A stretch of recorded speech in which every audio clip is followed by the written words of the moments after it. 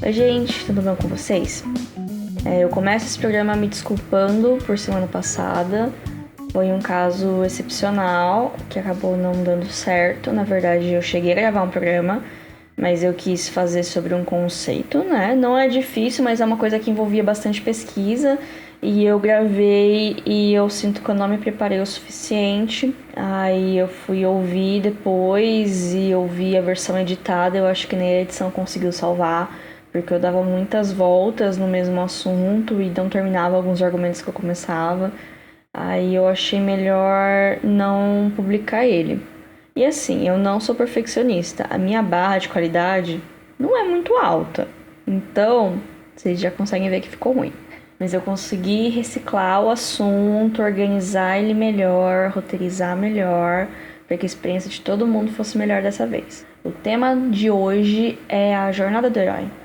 É esse grande conceito que permeia diversas narrativas, no passado e no presente, e provavelmente no futuro, né? Porque tudo é uma grande reinvenção.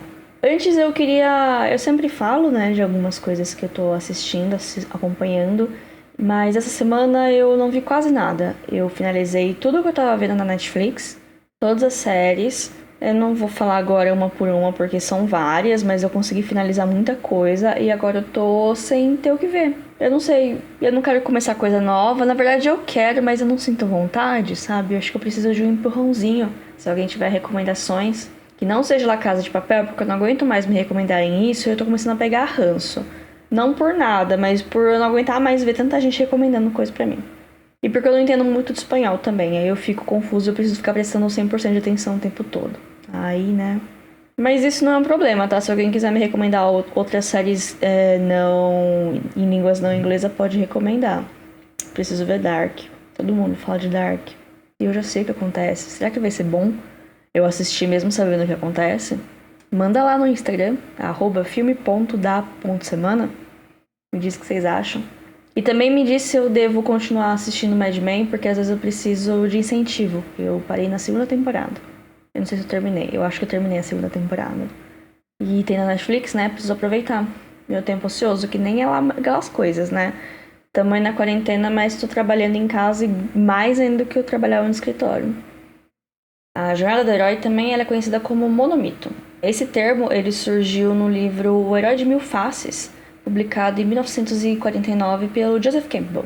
O Campbell era um escritor americano, ele era estudioso de várias obras, ele estudava muita coisa do James Joyce, e ele reparou em muitos padrões que se repetiam na criação de vários mitos, em várias histórias que eram passadas de geração a geração, de diversas culturas, então não era uma coisa centralizada num lugar só. Então, alguns exemplos notáveis de histórias que repetem padrões são de Osíris, na mitologia egípcia, o Teseu, na mitologia grega, além de figuras messiânicas como Buda, Jesus Cristo, Moisés, etc. Existiam padrões entre elas, existiam elementos que se repetiam. Aí, com isso, ele acabou organizando esses elementos em 18 passos. E esses 18 passos eles estão divididos em 3 partes. É como se fossem 3 arcos narrativos. Não confundir, pessoal que viu o episódio de narrativa em 3 atos, não confundir essas 3 partes com os 3 atos do filme. Dá pra fazer paralelos, sim, mas elas não são equivalentes. Muitos trabalhos posteriores eles acabaram se inspirando no Herói de Mil Faces para desenvolver seus personagens. O exemplo mais notável é Star Wars. O George Lucas ele falou que as maiores inspirações para ele, além do monomito, é também Senhor dos Anéis, que por mais que o livro tenha sido publicado nos anos 50, ele já estava pronto antes disso, ele já estava pronto antes do Herói de Mil Faces ser publicado. Mas é uma jornada do herói bem básica, assim, bem na regrinha, a história do Frodo, pelo menos. E também a jornada do herói não é uma regra. Não é porque ela tá descrita do jeito que tá, que tudo que tá escrito vai acontecer na ordem que tá escrito. A escritura ela é livre, até porque é assim que você cria coisas criativas, né? Você pega algo comum e você transforma ela em algo diferente. Então não é uma regra, não é uma coleira que vai te prender alguma coisa, né? São exemplos, são padrões que se repetem e coisas que funcionam. No final dos anos 80, o Christopher Vogler, um produtor da Disney, escreveu um memorando que na verdade era um grande resumão da obra do Campbell. E esse memorando acabou se tornando a base narrativa para praticamente tudo que a Disney fez desde A Pequena Sereia. Depois de um tempo, ele reuniu isso num livro, que ele foi publicado, ele se chama A Jornada do Escritor, Estrutura Mítica para Roteiristas. E acabou influenciando toda uma geração de roteiristas e de produtores e de pessoas que trabalham com cinema. Ele condensou os 18 passos do Campbell em 12. Eu particularmente acho mais fáceis e menos específicos. Tira algumas questões que eu tenho, que eu vou comentar mais pra frente com alguns desses passos. E é mais fácil de aplicar em filmes, até porque eles provavelmente seguiram esse guia, né? O nome Jornada do Herói pode parecer se tratar apenas de histórias gloriosas, com guerreiros míticos em mundos fantásticos, mas qualquer um pode ser um herói. E eu não tô falando isso da boca pra fora. Tem desde o clichê da pessoa escolhida, predestinada, tem um herói relutante, tem um herói por acidente, ou qualquer pessoa, independente do gênero, que ela inspire algo em sua comunidade ou nas pessoas que estão próximas a ela. Chama a Jornada do Herói, mas não quer dizer que essa pessoa fez atos heróicos e salvou o mundo, mas às vezes ela é uma pessoa que inspira alguma forma de liderança, ou ela é importante por alguma maneira, ou às vezes ela é só uma pessoa que está tentando se virar em alguma coisa. A jornada do herói ela pode ser aplicada em muitos contextos, em muitas situações, não necessariamente apenas em mundos fantásticos. Mas vamos falar agora dos 18 passos da jornada do herói do Joseph Campbell. Se alguém se interessa sobre o trabalho do Vogler, eu recomendo procurar sobre algumas outras coisas, mas eu vou focar aqui no Herói de Mil Faces. Eles estão divididos em 3 partes. A primeira é a contextualização do herói e os motivos que colocam ele na jornada. A segunda é basicamente o treinamento dele e a transformação que ele vai passar para cumprir seu objetivo. E a terceira são as consequências e os resultados finais de tudo isso. O primeiro passo é o mundo cotidiano. É a apresentação do nosso herói, é a apresentação do mundo que ele está habitando. Quem ele é, o que ele faz, o que ele vai deixar para trás quando ele iniciar a jornada dele. É o começo do Senhor dos Anéis, quando Gandalf chega no condado e tem uma breve explicação sobre quem são os hobbits. No filme, na versão do cinema, é bem rápida, na versão estendida ela é um pouquinho mais longa, mas no livro é 3 capítulos. É uma prova de resistência. Se você quer realmente ler Senhor dos Anéis, você tem que primeiro entender todo o sistema político dos hobbits para depois seguir viagem. Segunda etapa é o chamado da aventura. É o momento que acontece alguma coisa que vai colocar o nosso protagonista no caminho da jornada. É o pontapé inicial de tudo. Alguns exemplos são o Luke vendo o holograma da Leia no primeiro Star Wars, ou quando Gandalf volta para o condado e fala para o Frodo que o anel que o Bilbo deixou para ele pode ser perigoso e é hora de, fazer alguma coisa a respeito disso. Ele nem fala pro Frodo destruir o anel. A missão inicial do Frodo nem é essa. Ele só fala para ele ir pra Bree e encontrar com ele lá. E da casa dele até Bree é uns 200 km. Eu pesquisei. É uma caminhada razoável, principalmente quando você tem 1,20 m, que é a altura dos hobbits. Na verdade, a altura máxima dos hobbits. Mas o Frodo parece ser um hobbit bem altinho. É complicado ir pra Bree? É complicado, mas assim, nada se compara com falar, você tem que ir pra Montanha da Perdição destruir esse anel. Então assim, se você parar pra pensar, inicialmente a missão do Frodo não era tão difícil assim. Então era a mesma coisa que eu aqui em Bauru ia a pé até Araraquara. Parece complicado, mas é melhor do que, sei lá, andar mais que isso e me meter num vulcão. Na verdade, eu cheguei a pesquisar quanto que o Frodo andou ao longo de toda a sua missão, e foram aproximadamente 1.350 milhas, ou 2.172 quilômetros. No texto que eu li, não ficou muito claro se está inclusa a volta, mas eu acho que não. Nesse artigo também tem um mapa da Europa comparando a distância, mas eu queria parâmetros mais próximos da nossa realidade. Então eu joguei no Google a cidade onde eu moro, que é Bauru, e o número da distância, e torci para os resultados serem favoráveis. E eles foram. Eu caí num site que chama distanciaentrecidades.com, e segundo ele, Bauru fica a 2.172 quilômetros da cidade de Pissarra, no Pará. uma viagem de 1 dia e 4 horas no conforto do seu carro. Mas se eu fosse andando, eu acho que eu ia levar um pouco mais que isso de tempo. E as condições atmosféricas também seriam bem diferentes. Eu não teria montanha, não tem montanha. Talvez tenha alguma serrinha lá em Minas. Mas eu teria um clima um pouco menos... Bom, não ia ter neve, né? Mas ia ter sol, muito sol. Então, sei lá, né? Terceira etapa, a recusa do chamado. Quase sempre o personagem ele vai vislumbrar a aventura e ficar meio receoso. Seja porque ele não quer deixar os seus entes queridos para trás, seja porque ele tem alguma obrigação que mantém ele onde ele tá, seja porque ele não confia muito em si mesmo, ou até mesmo medo. Acontece. A recusa ela costuma ser breve e ela é rompida pela persuasão do mentor ou por um evento traumático que obriga ele a seguir com a sua missão.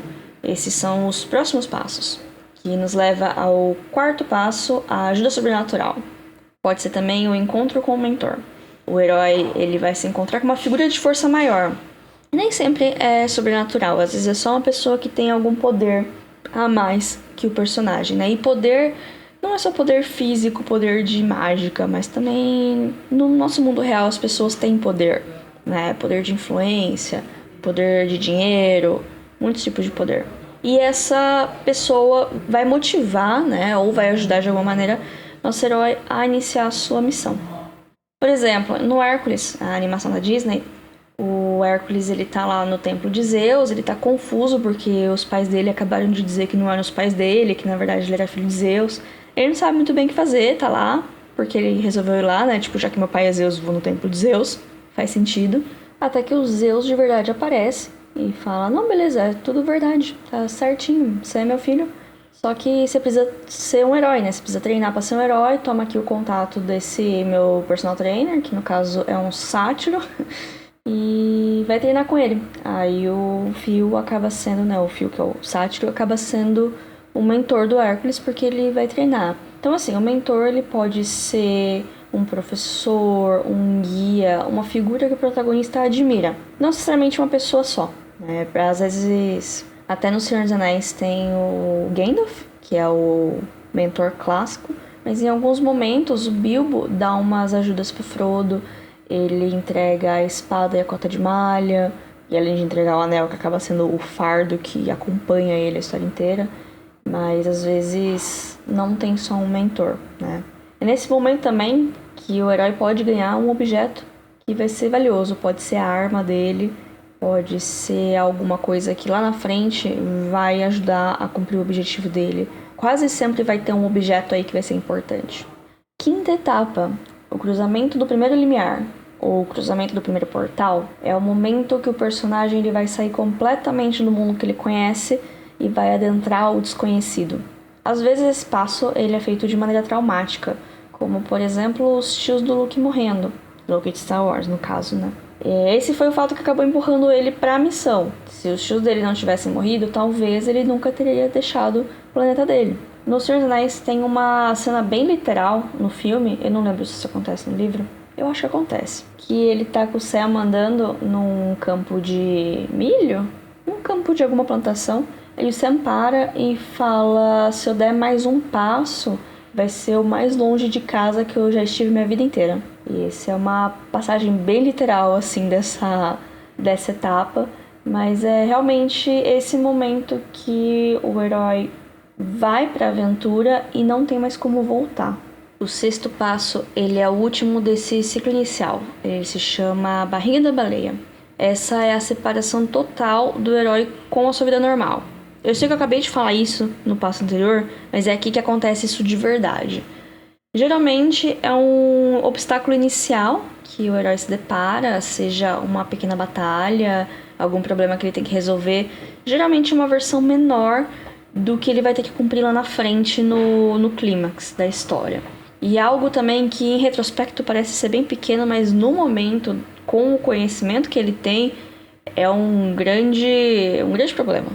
Por exemplo, também, Senhor dos Anéis, é a hora que o Frodo e os Hobbits eles encontram o Nazgûl indo para Bree, né? Eles estão indo lá, encontram o Nazgûl, e ali eles percebem, eles têm um gostinho da aventura que tá por vir, né? Uma grande aventura cheia de situações de vida ou morte. E também eles têm certeza de que não dá mais pra voltar. O único caminho que tem é seguir em frente. E é nesse momento que o personagem começa realmente a perceber quais são as regras desse novo mundo, o que a sua missão realmente é. Ele precisa deixar de lado quem ele era no passado e se tornar uma nova pessoa para conseguir cumprir a missão dele. E assim termina o primeiro arco, por assim dizer, e se inicia a segunda parte, com a etapa número 7, a Estrada das Provas. De maneira geral, é o treinamento do herói. Em vários filmes, isso vai ser a montagem de treinamento ao som de uma música edificante. Mas também são os outros obstáculos que o protagonista ele vai encontrar pelo seu caminho. E, de alguma maneira, tudo isso vai ajudar a formação dele. Esse passo provavelmente é o mais longo na vida do personagem, assim, contando não a vida dele inteira, mas o tempo que a aventura se passa na vida dele. Mas aqui ele é bem curto, porque ele é bem objetivo. E nos filmes deixa mais curto ainda. O oitavo passo é o encontro com a deusa. E é aqui que a nossa interpretação criativa começa a criar asas. Porque as histórias começam a tomar rumos diferentes e tomar liberdades diferentes no seu desenvolvimento. E lembra que eu falei lá na frente que não necessariamente é uma caixinha que você tem que checar todas as etapas para fazer uma história. É aqui que começa algumas caixinhas não vão ser checadas. Ou algumas coisas não vão acontecer na ordem que está aqui. E tudo bem. E encontro com a deusa não significa que vai ter um encontro com uma mulher ou com um ser celestial. É um encontro com alguém que vai ajudar nosso protagonista. Essa pessoa geralmente é mais poderosa que o nosso herói.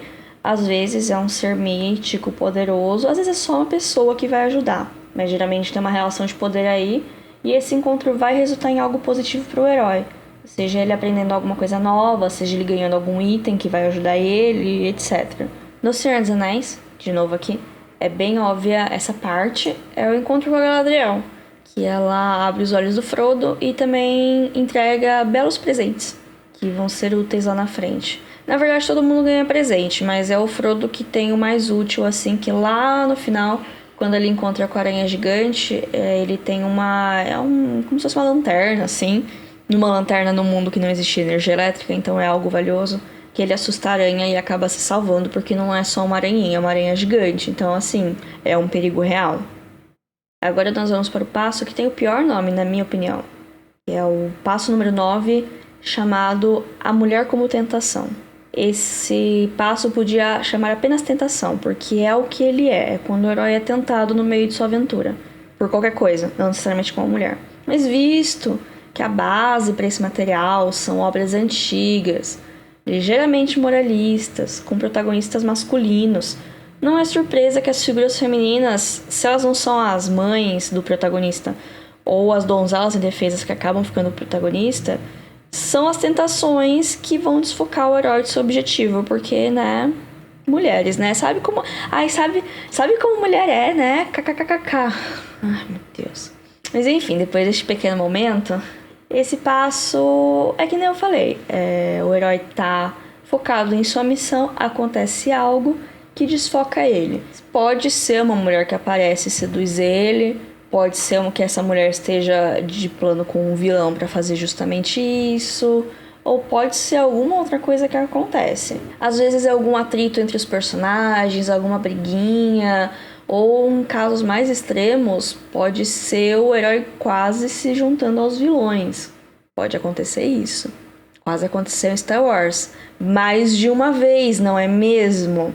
Eu ainda não consigo entender a história do último Star Wars, gente. Me desculpem, mas eu não consigo engolir Rey Palpatine. O 10º passo é a sintonia com o pai. Ou abismo, ou reparação. Muita coisa pode ser esse passo, mas geralmente é ligada a uma figura paterna ou materna. Existe alguma revelação, seja algum membro da família ausente, um confronto, uma revelação que o vilão na verdade é seu pai, sabe? E também é uma questão bem comum em sagas de heróis, o mentor eventualmente morrer. Que quando tá quase no final do treinamento, ou já acabou o treinamento, o mentor fez o que ele tinha que fazer, porque a missão dele era essa, e então, como ele geralmente é uma figura mais velha, ele acaba morrendo. Às vezes de causas naturais, às vezes de uma maneira traumática que só aumenta a pilha do herói pra cumprir o objetivo dele. Mesmo que a maioria das sagas de herói não são motivadas por vingança. A vingança ela pode dar um empurrãozinho, mas não é a motivação maior, até porque a vingança não é um sentimento bom, por assim dizer, né? Não por assim dizer não, a vingança não é um sentimento bom, e heróis eles são meio que, por mais tons de cinza que possam haver nas suas construções, eles são moralmente bons, né? Então a gente não pode ter uma pessoa moralmente boa movida à vingança, né? O 11º passo é a apoteose. Assim como no carnaval, esse é o momento do herói brilhar. É o momento que ele tá pronto, é o momento que ele entende a sua missão, é o momento que ele se prepara para finalizar ela. Em algumas histórias, é aí que vai ter o plot twist, porque tem alguns personagens que eles acham o filme todo que a missão deles é fazer uma coisa para chegar no final, para chegar na porta do boss e perceber que ele tem que fazer outra coisa. É nesse momento que isso acontece. Então, se tem plot twist, é aqui que acontece, é aqui que o herói se prepara, ele tá pronto. Mas antes de acabar o segundo arco, tem o passo final dele, que é a grande conquista. Pronto, você derrotou seu vilão, você destruiu seu objeto de poder, você cumpriu a sua missão. Tudo deu certo? Acabou a história? Não acabou a história. Tem ainda um ciclo inteiro das consequências. Em filmes normais, esse último arco, ele deve ter uns 15 minutos finais. Se for O Senhor dos Anéis, é a hora final. Se for O Senhor dos Anéis versão estendida, é bastante tempo. Não estou reclamando. E começando o arco final, temos a 13ª etapa, que é a recusa do retorno. Pode ser que o sucesso subiu a cabeça e algo precisa ser feito para o herói não se tornar o próximo vilão. Ou ele gostou tanto do novo mundo que ele não quer voltar para a vida antiga. Ou até que ele tá cansado e quer morrer. Tipo o Frodo no final do Senhor dos Anéis. O que nos leva ao próximo passo, número 14, o voo mágico. Vocês sabem do que eu tô falando, não é mesmo, fãs de Senhor dos Anéis? Um exemplo clássico são as águias gigantes, que elas aparecem no Senhor dos Anéis em momentos-chave que os personagens precisam viajar rápido de um lugar para o outro porque não vai ter nada para fazer ali. Existem muitas críticas em relação às águias, eu não vou adressar elas porque eu não me importo, tá? Pessoas que ficam reclamando das águias. Vamos aqui para a importância delas. Elas aparecem no final, o Frodo destruiu o anel, o Montanha da Perdição tá desmoronando e eles não têm o que fazer, aparecem as águias e levam eles ali. É um auxílio mágico que tira eles daquela situação que eles provavelmente morreriam se não tivesse sido isso. Esse é um bom exemplo, mas essa é uma etapa muito recorrente de obras de ficção que o herói ele simplesmente sai do local onde aconteceu o clímax e vai para um outro que ele tá seguro. Não é muito explicado, ou se é explicado, geralmente é um ex machina. Ex machina, explicando rapidinho, é algum elemento que não foi apresentado, que não foi explicado, ele acontece, ele é uma muleta narrativa fácil e nunca mais volta. Então, ele pode ser um problema se ele for feito de uma maneira ruim, mas nesse caso, eu não acho que tem problema. Até porque a viagem da volta ela pode ser ainda mais perigosa do que a ida. E não tem tanto objetivo além de voltar para casa, então pode não ser uma história tão interessante para ser narrada assim para nós, espectadores. O próximo passo é o resgate interior. Eu acho meio fora de ordem, mas esse passo é basicamente um momento que o herói tá perdido e precisa de ajuda.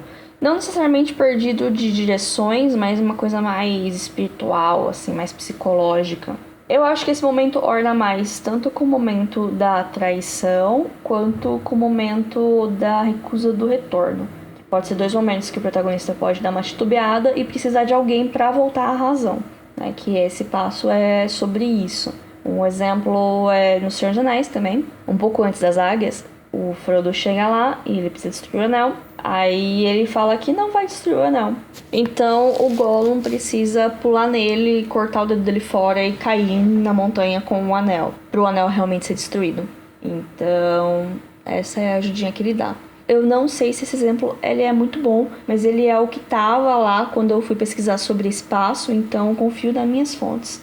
O próximo passo, o passo número 16, é a Travessia do Limiar. De novo, Mas esse é o contrário, é o herói voltando para casa, voltando transformado, com tudo que ele aprendeu. Nesse momento, é bem provável que aconteça um conflito menor, uma última provação, para o herói colocar em prática o que ele aprendeu num contexto mais familiar, por assim dizer. No Senhor dos Anéis, no livro, aí no caso, quando os hobbits voltam pro condado, porque aí mostra eles voltando, aconteceu um monte de coisa enquanto eles estavam fora. O Grimar, em Língua de Cobra, ele fugiu quando destruíram Isengard, quando mataram o Saruman e destruíram Isengard, ele fugiu. Foi pro condado, que não é ali perto, mas é naquela direção, sabe? E ele chega lá e ele toca o terror. Aí os hobbits precisam lidar com essa situação, né? Depois de tudo que eles passaram, precisaram lidar ainda aí com isso. Mas outro exemplo, talvez mais fácil de entender, é no De Volta pro Futuro. Especificamente no terceiro filme, no finalzinho. Desculpa aí spoilers de um filme de 30 anos atrás, mas vamos que vamos, né? Se você, nessa altura do campeonato, não assistiu De Volta pro Futuro, me desculpe, porque não assistiu um dos melhores filmes dos anos 80. Apesar que o 3 é de 90 e o 3 não é tão bom assim que nem os outros dois. Eu acho que o 2 é meu favorito. Enfim, no filme inteiro tem uma grande questão com o protagonista, o Marty McFly, que os outros chamam ele de covarde. Em inglês é chicken, galinha. E toda vez que isso acontece, ele fica muito engatilhado e acaba cometendo ações impulsivas e com consequências ruins, não só para ele, mas para todo mundo em volta dele. Isso é uma coisa que é trabalhada nos filmes de maneira meio secundária, assim, da história principal. E no final, né, a hora que acabou tudo, acabou a história principal, ele tá de boa com a namorada dele, assim, dirigindo, ele encontra um rival dele, que é interpretado pelo Flea, o baixista do Red Hot Chili Peppers. E o Flea desafia o Marty para um racha.